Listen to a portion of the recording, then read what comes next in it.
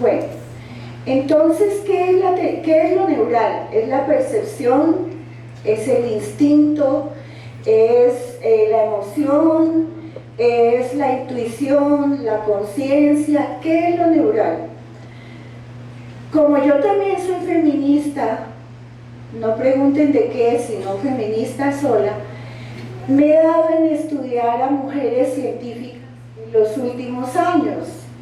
Y este año pasado estuve estudiando a esta mujer maravillosa que se llama Barbara McClintock, que es una mujer que recibió el premio Nobel a los 83 años, pero desde sus 27 o 29 empezó a hacer unas investigaciones fantásticas de las cosas que pasaban con los genes saltarines.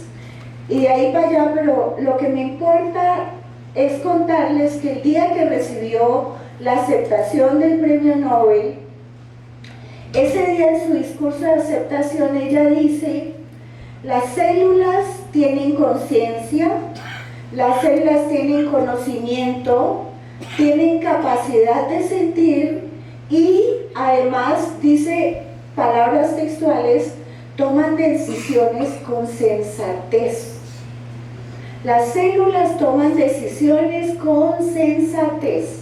¿Para qué? Para mantener su autoorganización y para mantenerse lejos del equilibrio termodinámico que es la muerte. Entonces, quise hacer un cuadrito buscando qué es lo neural que nos han enseñado y qué es lo nuevo neural que de pronto está saliendo. Alcancé a consultar algunas cosas y puse en letra chiquita algunos investigadores que muy recientemente están hablando de estas cosas. Lo neural en los animales es lo que nos es más familiar, ¿cierto? Entonces es percibir, pensar, aprender, memoria, construcción de redes de regulación, etc. Pero no se olviden, esto pues es lo que aprendimos desde lo humano, pero no olviden que en el 2012 Cambridge, la Universidad de Cambridge produjo un manifiesto que se llama La conciencia de los animales, en el que neurobiólogos muy importantes se reunieron para decir que no teniendo neocortes, los animales no solamente tienen conciencia, sino que toman decisiones éticas. A ver, veterinarios, alcen la mano. Ustedes saben harto de eso, todos sabemos un poco de eso. Los vegetales, ¿qué es lo neural en los vegetales? Hoy las universidades más pomposas están creando departamentos de neurología vegetal. ¿Por qué? Porque reconocemos que los vegetales tienen inteligencia, son seres sensibles, son seres solidarios, que ayudan a través de las raíces, pero también se comunican a través del árbol, del aire, que a través de las raíces ayudan a aquellos que están más desfavorecidos en una cadena, en asocio con hongos, bacterias, para llevarles nutrición a aquellos que están desnutridos, por decirlo rápido. Entonces, pero miren que Sandra nos decía que el pueblo de donde nosotras venimos, los pueblos indígenas, le hablan a las semillas. Bueno, yo también. Y a todos aquí, muchos creo que a las plantitas que se nos están muriendo en la casa, las increpamos y les decimos que se pongan las pilas, que no se mueran. Los hongos son fantásticos. Cuando uno mira lo neural en los hongos, resulta que ellos tienen capacidad de integrar información, generar respuestas coordinadas, tienen memoria, toman decisiones. Cuando se los pone en un laberinto, ellos encuentran los lugares más cercanos, etcétera, etcétera. Y hay una memoria, y hasta aquí tenemos memoria en los animales, los vegetales, los hongos.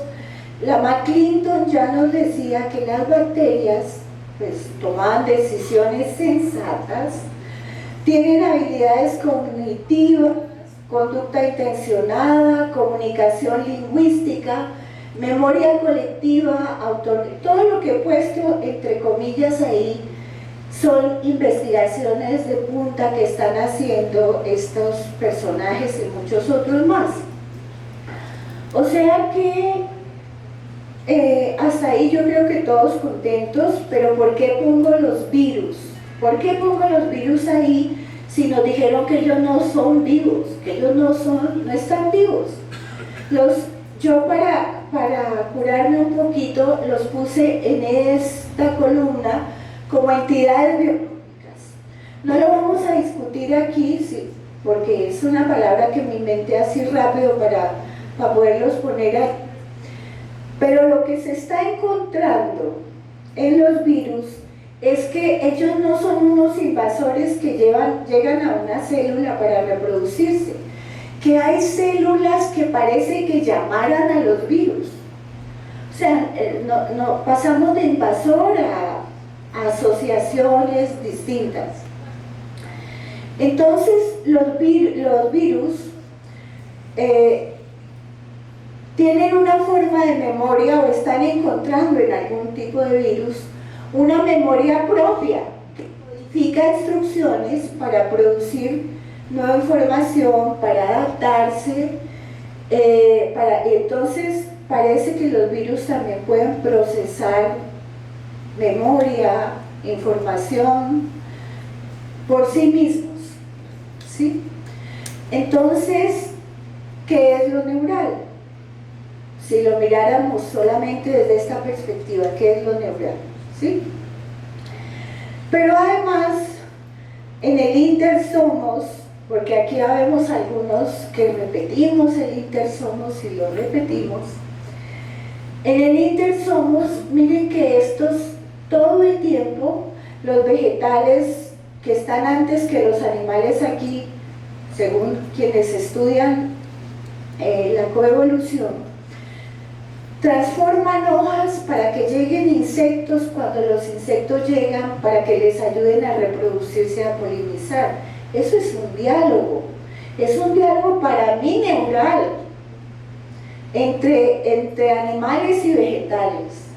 Pero hay un diálogo para mí neural entre vegetales y hongos y animales cuando a través de micorrizas en enormes extensiones son capaces de llevar alimento a algunas plantas que están menos favorecidas, por decirlo de alguna manera.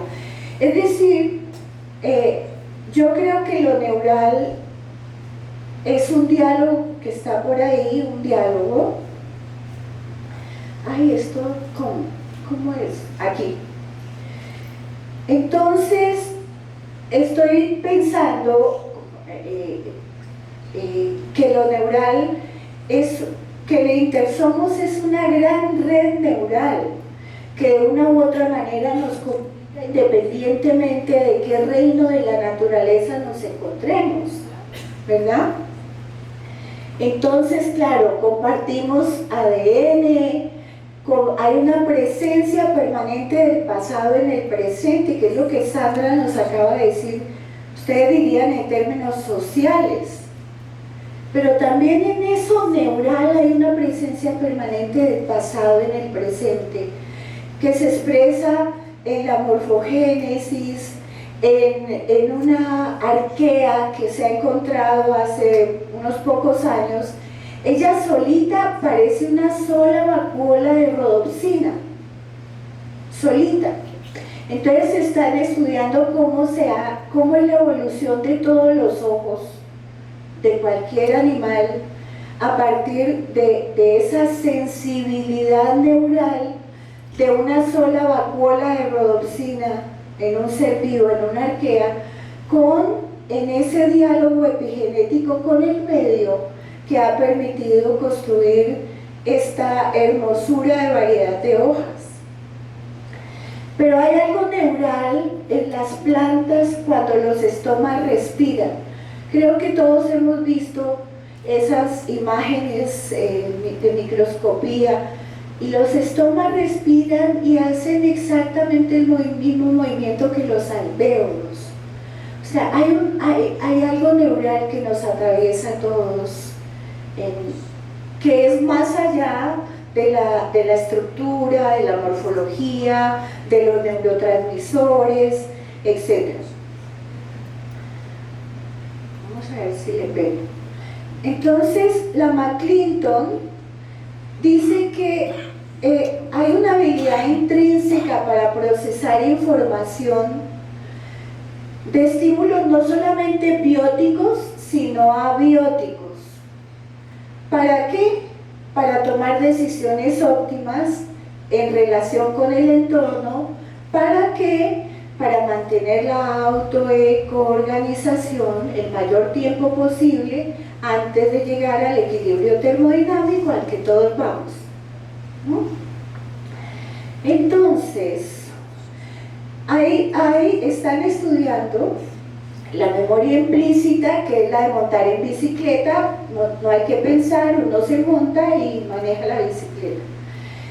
Y hay una memoria explícita, neural, que parece estar incluso en Andrómeda, en comunicación, que se va construyendo en el día a día y en la incertidumbre, en la relación epigenética de todos los seres vivos, pero también del planeta Tierra, de la Gaia, aceptando, como algunos aceptamos, que ella está viva, que es un ser vivo. Entonces, bueno, juegan todas esas cosas, ¿no? La percepción, la sensibilidad, el movimiento, todo eso entra a jugar allí un juego. Y otro filósofo que estudiaba mucha filosofía, para copiar a Peta, nos dice que lo orgánico en sus formas más simples implica la mente, yo diría lo neural, y en sus formas, y la mente en sus formas más complejas implica lo orgánico. ¿Cómo es eso? ¿Cómo es eso? Salté un poco a lo que nos dice un poco la física cuántica de lo que podría ser lo neural específicamente, ¿sí? Y solamente voy a hablar de estos dos personajes. Bohr, que comprobó que todo ser vivo, toda entidad viva emite luz, fotones que son fundamentales en la comunicación celular, en la fotosíntesis, en la producción de vitamina D, y hoy pues lo usamos en la visión, en las imágenes médicas. Esto es un chisme, pero es un chisme que tiene una intencionalidad metafísica. Cuando una célula encontró Bohr justo en el momento en que está muriendo, en ese momento emite cientos de veces más luz que en toda su vida. ¿No les parece que eso ya lo escuchamos cuando se muere una estrella? Que cuando una estrella va a morir emite cientos de millones de veces mucho más luz que en todo el tiempo en que la vimos brillar. Este otro señor, Marcus Arm, que también ha estudiado mucho los fotones en la vida, encontró que pasaba lo mismo más o menos de algunas cosas que pasan en la fotosíntesis desde la perspectiva de la física cuántica. Lo que encontró es que eso no pasa solamente en los fotones o en las partículas subatómicas.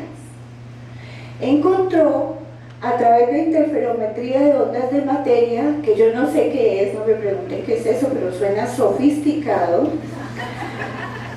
que no solo esas partículas subatómicas, sino que partículas moléculas más grandes, como la protoporfirina, exhibían esas mismas características semejantes a lo que se ha observado en cuántica con las partículas subatómicas, con los fotones, etc.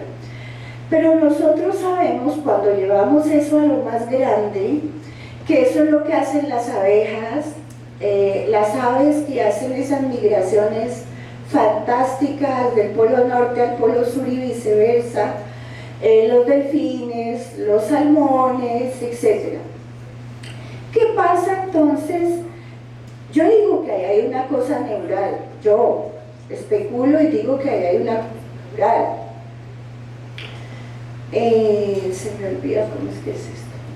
Eso también está sucediendo en gente que está estudiando reparación celular en traumas, en trauma en daño cerebral, en la respiración, se está empezando a estudiar, en lo que llaman fenómenos no dirigidos, que ahora hablamos un poquito, en la morfogénesis, en la resonancia cuántica de la que habla Robert Sheldrake, y este equipo del Dr. Duman y colaboradores, en una investigación reciente, bueno, como 7 años, 6-7 años, en la Universidad Libre de Bruselas, logró y trataba de seguir una molécula en una célula viva y conectó eso a un computador sofisticadísimo que tradujera eso a una gráfica. Y resulta que lo que lo dio, en términos de los expertos en ese tema, es una llamada gráfica de horror. La gráfica de horror terminó siendo un manchón. ¿Por qué? Él terminó allí su investigación y la conclusión más sencilla, quizá compitiendo con energía igual a masa por velocidad de la luz al cuadrado, la conclusión de ese estudio es que eso no era posible. Nosotros ya hemos hablado antes en algún momento de eso, me refiero en la terapia neural, porque él intentó seguir esa molécula, pero la conclusión de él es: dentro de una célula viva, todo hace de todo, con todo al mismo tiempo. Entonces, pues para mí eso es una cosa neural, que se relaciona con la percepción, con la relación con el entorno, con la epigenética, con todo ese tipo de cosas. Y para mí si hay memoria, si hay una fijación de esta memoria implícita, la memoria explícita, es porque hay algo neural. Yo no sé qué es lo neural, pero hay algo neural. No me voy a detener mucho aquí porque ya creo que todos hemos leído un poco cómo sucede la fotosíntesis cuántica. Lo que se está estudiando es que la fotosíntesis es un fenómeno cuántico donde a una hoja llegan miles de millones de fotones y ahí sucede todo lo cuántico que ustedes se puedan imaginar. Superposición, fenómeno túnel, al mismo tiempo es onda, al mismo tiempo es partícula, etc. Ahí no me demoro porque ya Montserrat me hizo ojitos. Pero sí, en lo neural, yo me pregunto, ¿qué onda con la onda? ¿Qué onda con la onda? Porque puede ser, si le da la gana, esas partículas son onda y partícula. Si le da la gana es solamente partícula y si le da la gana es onda. Pero cuando la muy bandida se va a hacer solo onda, ¿qué hace? ¿Qué hace? Eso será cosas que se relacionan con todo lo que estamos hablando un poco de estas interacciones, no sé. A mí me suena. Entonces, vámonos al terreno neural terapéutico. Estamos aceptando que estamos trabajando con redes de relaciones interdependientes, interconectadas, que pareciera que su propósito es mantener lejos del equilibrio termodinámico, pareciera.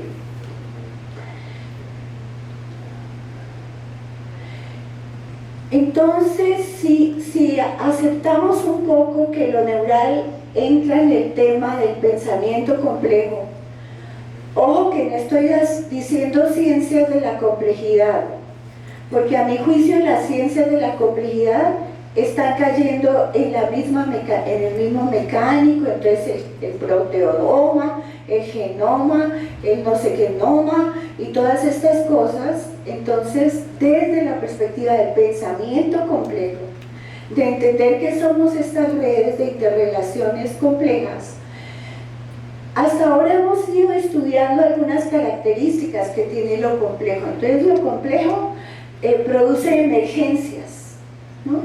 Ya no me detengo mucho, pero la salud y la enfermedad son emergencias. Las vicariaciones, aquí me le tomo un poquito de agua. Aquí. ¿Me puedo llevar esto? Entonces, en lo neural vemos las emergencias, la no linealidad, no hay relación en las causas con los efectos, ¿sí? Porque cuando el fenómeno de que un pinchazo en el dedo gordo, el dolor, etc. Hay autoorganización. Hoy sabemos que el 98% de nuestros átomos no están este año. O sea, cada año los cambiamos. ¿Cómo sucede ese cambio? ¿Lo hace la onda? ¿Qué onda con la onda? ¿Cómo sucede eso? Pero seguimos siendo los mismos. Yo me miro al espejo, no seguimos siendo los mismos, porque ha habido un montón de transformaciones que se sucedieron. Yo me puedo seguir llamando Esperanza, pero que de ningún modo soy la de hace un año, en términos de cosas neurales que cambiaron ahí, de un intercambio enorme del 98% de todos mis átomos, etc. Hay retroalimentación. Venimos a los congresos a retroalimentarnos. Cuando aquí hemos llorado porque necesitamos sacar y hacer una retroalimentación positiva para ese seguir dando la charla o viviendo, etc. Hay adaptabilidad, interdependencia, biodiversidad. No me demoro mucho, es porque alguien aquí me está alzando la mano haciéndome unas advertencias pertinentes, sensatas. Pero sí de la biodiversidad, porque miren, no soy una experta, he empezado apenas a estudiar la microbiota y todas estas cosas, pero una de las cosas que me ha fascinado estudiando esto es que no se puede cultivar la microbiota, porque es la tuya, ¿sí? Los investigadores están encontrando que no es fácil sacar de allá adentro la bacteria XYZ, ponerla en una placa de Petri y lograr que se reproduzca. A mí eso me ha parecido fantástico. Digo, bravo, un argumento para nosotros, porque es la de uno. Yo recuerdo una conferencia del papá y del señor que montó el departamento de salud ambiental en la Universidad de Cambridge, y el señor nos contaba una historia fantástica. Dice, fuimos a Colombia, encontramos en una parte de la selva unas ranitas que eran más pequeñas que una uña, y encontramos una sustancia que dijimos la cura de la esclerosis lateral amiotrófica, y nos llevamos unas ranitas robadas por lo demás. Montaron en un sótano en la Universidad de Harvard, montaron una especie de selva tropical, ¿sí?, de mi país, y llevaron la ranita, y la ranita a los 8 días no volvió a producir esa sustancia. Eso es ¿Para qué hablamos de terapia neural? Estamos hablando de esas interrelaciones, de esas cosas, de lo que implica la incertidumbre, de la cual hemos hablado mucho, la holarquía, de esa característica de lo que sí quisiera hablar. La holarquía reconoce que cada celulita de tu cuerpo es un todo en sí misma, pero es parte del todo. Lo que nos decía Dumont, todo hace de todo al mismo tiempo a todo lo demás. Y eso, qué cosa neural fantástica que no pasa, o yo no sé si pasa, seguramente sí, por la neurona, la sinapsis, el neurotransmisor, que una sola celulita de mi hígado es capaz de coordinarse con todas las demás al mismo tiempo para que yo pueda estar aquí parada diciendo estas sandeces. Tienen resiliencia y fragilidad. Lo neural se expresa en resiliencia y fragilidad. Puede desmoronarse con un pequeño impulso, colapsar, pero también la capacidad de recuperarse de esas perturbaciones. Y eso sí que nos lo enseña la teoría Gaia. ¿Sí? Hemos tenido, que se sepa, 6 extinciones casi masivas de todo lo vivo que existía. No quedan sino virus, bacterias, ¿sí? Y de esos virus y bacterias, 20, 30 millones de años después, florece la Gaia con más espectacularidad, con más biodiversidad de la que tenía antes, porque aprendió, le tocó aprender de una cosa terrible. Dinamismo, estamos lejos del equilibrio, y solamente, ya casi terminando, no me pongas esos ojos porque me pongo nerviosa y se me va la idea. Esta última, redes y conectividad en el intersomos, y un fenómeno que se está estudiando en biología que se llama el fenómeno del quórum. ¿Se acuerdan del centésimo mono? Bueno, eso ahora lo están estudiando en biología. ¿Y qué quiere decir? Que tanto micro como macroorganismos son capaces de coordinar comportamientos en función de la densidad de población. De investigaciones que están haciendo, alguna que me acuerde, bacterias en Fukushima, en la explosión de radiación en el laboratorio. Entonces salta la radiación más horrorosa que ustedes se imaginan, y en el laboratorio hay un determinado número de bacterias, pero cuando esas bacterias alcanzan un número crítico, producen una emergencia, un fenómeno neural colectivo, mediante el cual se hacen resistentes a ese fenómeno de la radiación. Ahora pues en biología le llaman el fenómeno del quórum y se está investigando, y ojalá que hoy tengamos fenómeno del quórum. Bueno, por eso, dos cosas que Payán nos repetía mucho, que no son de él, pero que ahora son de todos nosotros aquí: el todo no es igual a la suma de las partes, y la desobediencia vital, ¿sí?, como él le llamó, que son dos palabras hermosísimas.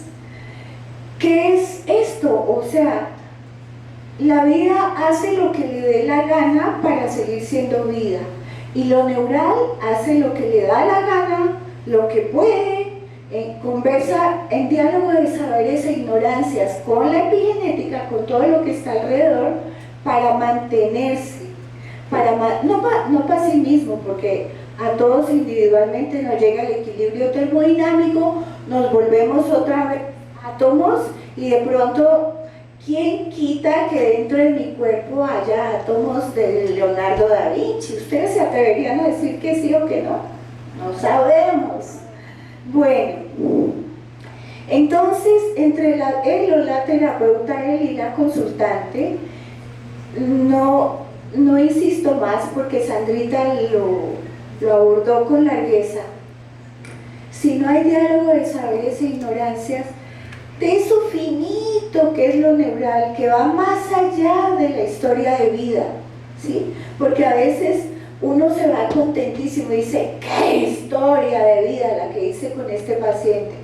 Y al momento que se acuesta el paciente, uno pone un solo punto y el paciente se larga a llorar y te cuenta lo que nunca te contó en la historia de vida o te permite conocer otras cosas. O la mamá, yo voy a hacer esto a Payán y yo lo estoy haciendo, no chuzo los bebés, chuzo a la mamá.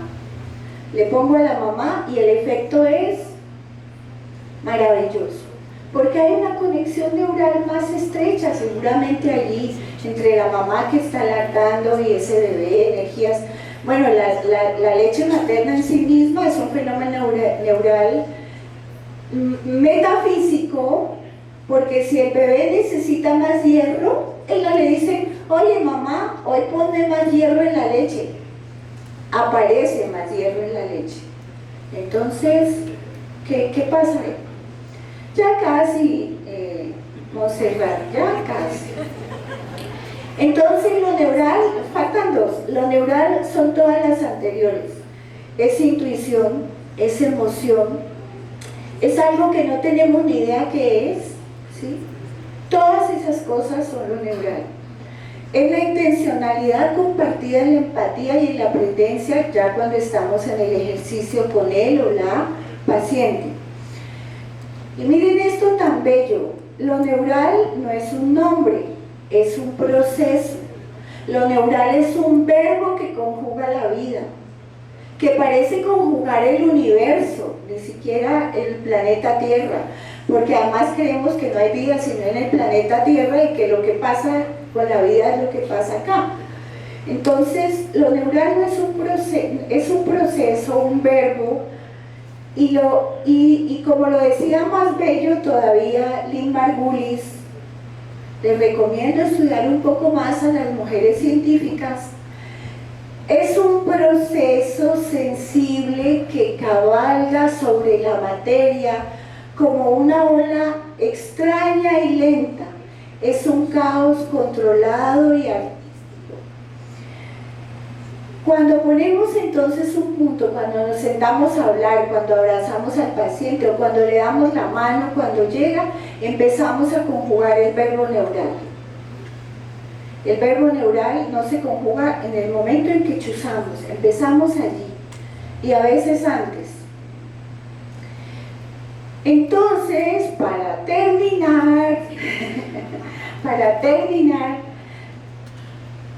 lo neural es la maestra vida y hay que mantenernos abiertos a aprender.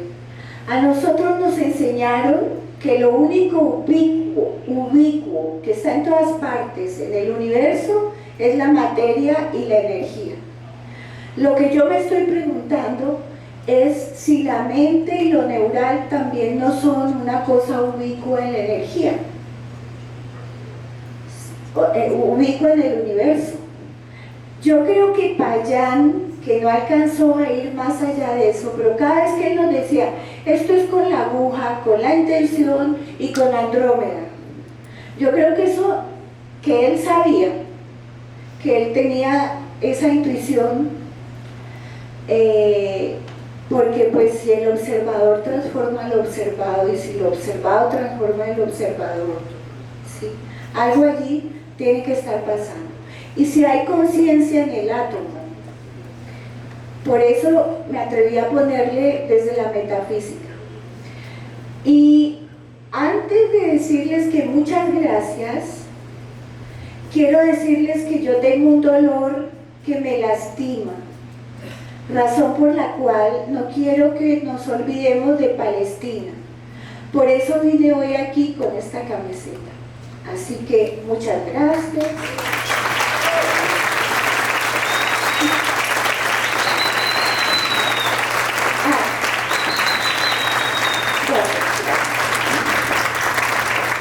Me han pedido a todos los y las disertantes de esta mañana que pasemos a esta mesa. No sé por qué, pero sé que hay que hacerlo. Ah, sí, perdón. Perdón, un momentico, no se levanten, excusen.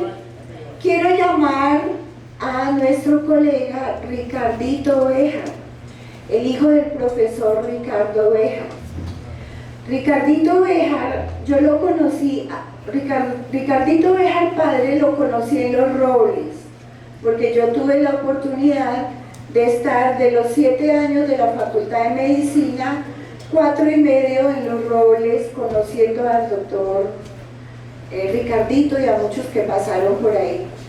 Ricardito murió el año pasado, Ricardito padre, y queremos que Ricardo hijo nos va a contar un poco, como estamos hablando de la historia, de una persona que fue muy importante en la historia de la terapia neural.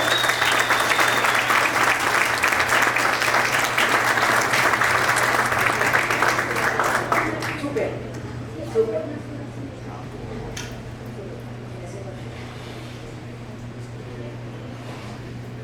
Yo les voy a contar un poco de la historia de mi papá.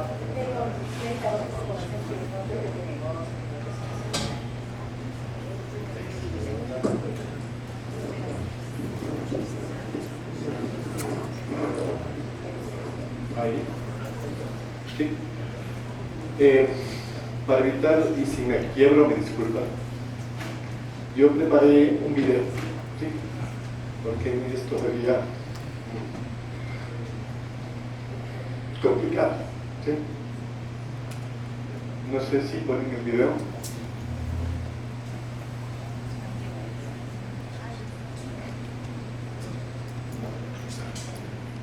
En el video está contado la historia de mi papi,